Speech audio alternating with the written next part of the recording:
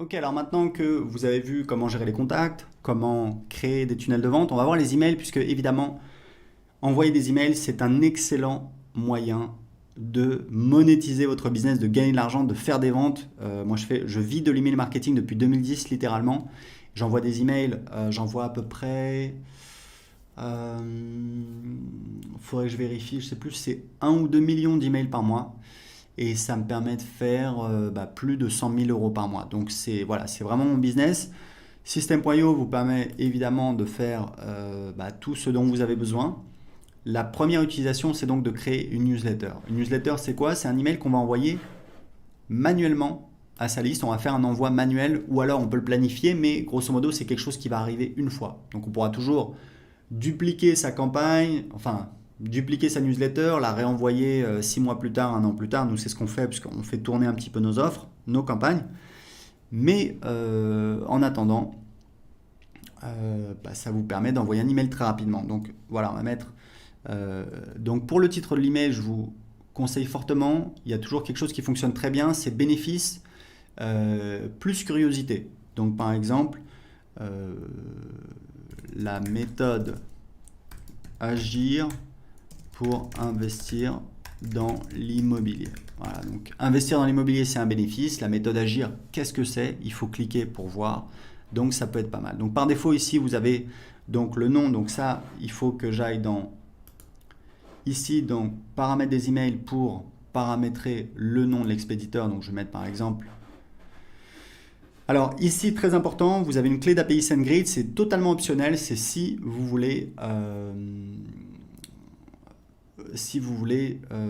utiliser, donc c'est écrit ici, voilà, vous pouvez voir comment générer une clé d'API SendGrid en cliquant ici. Donc ça, c'est totalement optionnel puisque vous pouvez très bien vous en passer. Donc ici, ça va être l'adresse électronique utilisée par défaut, nom de l'expéditeur des emails, donc moi je vais mettre Aurélien Amaker, le pied de page par défaut, voilà, je vais laisser comme ça, je vais enregistrer, voilà. Alors ici, très important, vous ne pouvez pas utiliser une adresse Gmail car Gmail en fait si vous envoyez des emails avec Gmail, très rapidement vos emails vont tomber dans les spams.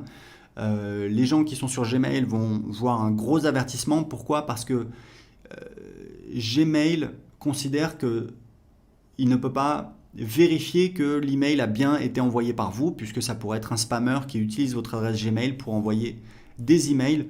Et comme les emails de votre newsletter ont été envoyés par nos serveurs, et pas par les serveurs de Gmail, donc Gmail ne peut pas s'assurer. Donc on a récemment euh, interdit le fait d'utiliser une adresse Gmail. Donc ce que vous pouvez faire, c'est tout simplement, ce qu'on vous recommande de faire, c'est très simple, vous allez sur OVH, je vous mettrai le lien, vous pouvez prendre un nom de domaine et avoir une adresse email, ça vous coûte quelques euros par an. Je crois que ça commence à 2 euros et ça va jusqu'à 7 ou 8 euros. Donc c'est vraiment rien du tout et ça vous permet de professionnaliser votre business, d'être plus crédible en ayant votre propre nom de domaine. Donc je vais retourner dans les newsletters. Donc créer une newsletter. Voilà, donc le titre, etc. Ici, vous mettez le corps de l'email. Ici, vous sélectionnez les contacts à qui vous voulez envoyer cet email. Ici, vous pouvez avoir un filtre, par exemple, si vous avez une séquence automatique que vous envoyez aux nouveaux inscrits et que vous ne voulez pas envoyer aux gens qui sont encore dans cette séquence automatique, vous pouvez filtrer, vous pouvez dire voilà, je vais envoyer uniquement aux gens qui sont inscrits depuis plus de 14 jours, par exemple. Ici, vous pouvez ajouter une pièce jointe. Ici, vous pouvez exclure des tags. Donc, vous voyez, automatiquement, ça va désélectionner ici.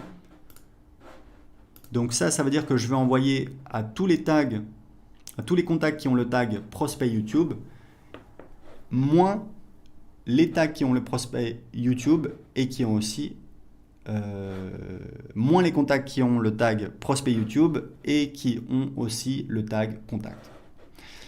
Ici, vous pouvez utiliser des variables de substitution. C'est par exemple si vous avez demandé au moment de l'inscription le prénom, le nom de famille, le numéro de téléphone, vous pouvez utiliser ici une variable qui sera donc remplacée par le numéro de téléphone, dans ce cas-là, de la personne. Alors très important pour l'instant, on n'a pas encore, on a un éditeur d'email qui est assez limité, qui est assez simple. Très important, plusieurs choses à dire là-dessus. Premièrement, on va bientôt ajouter un éditeur, ce sera peut-être le cas si vous voyez cette vidéo dans le futur, un éditeur plus avancé, avec plus de possibilités pour faire des emails plus graphiques. Mais deux choses importantes à savoir, c'est que premièrement, toutes les études montrent que les emails simples convertissent mieux. Pourquoi? Parce que ça a moins l'air commercial, on a l'impression que c'est plutôt un copain qui nous écrit. Et deuxième chose, n'oubliez pas que moi je vis de l'email marketing depuis 2010.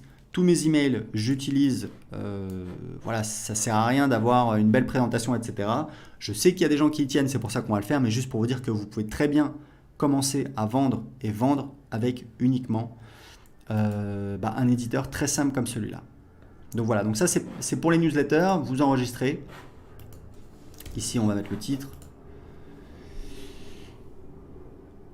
Et ensuite on va pouvoir passer à l'étape suivante et on va pouvoir soit envoyer l'email tout de suite, soit planifier un moment, une heure dans le futur à laquelle on va vouloir faire partir l'email. Typiquement, moi je vous conseille, en tout cas je peux vous dire que ça dépend de votre cible. Si votre cible sont des professionnels, c'est une cible que je connais moins. Ma cible, ce sont pour les 2/3 des particuliers, pour 1/3 des toutes petites entreprises. Et je sais que ce qui fonctionne très très bien pour envoyer des emails, c'est les meilleurs jours, c'est donc mardi, mercredi, jeudi. Idéalement, j'envoie les emails tôt le matin, c'est-à-dire vers 7h30, 8h. Les emails et le dimanche soir, c'est très très bien aussi.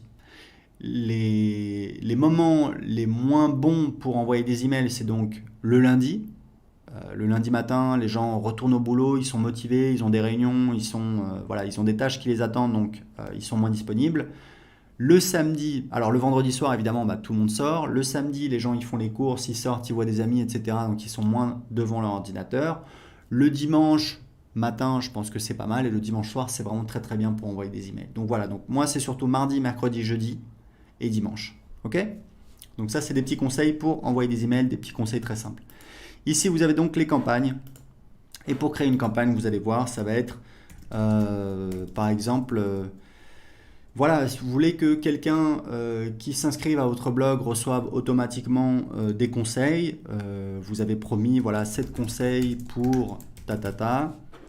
Alors ici, la description, c'est pas très important, on l'utilise plus, vous pouvez mettre ce que vous voulez. Donc, on a la confirmation, la campagne a été créée avec succès, donc on va cliquer sur... Donc là, on a la campagne, on va cliquer, et là, on voit les emails de la campagne. Donc, on va créer la première étape. Donc, pareil, ça va être un email.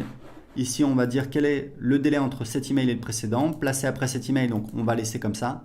Et c'est ça qui nous permet tout simplement de réordonner les emails. Alors, je ne peux pas enregistrer parce que j'utilise une adresse Gmail. Il faudrait que j'utilise une adresse avec un nom de domaine. J'en ai, mais pas sous la main.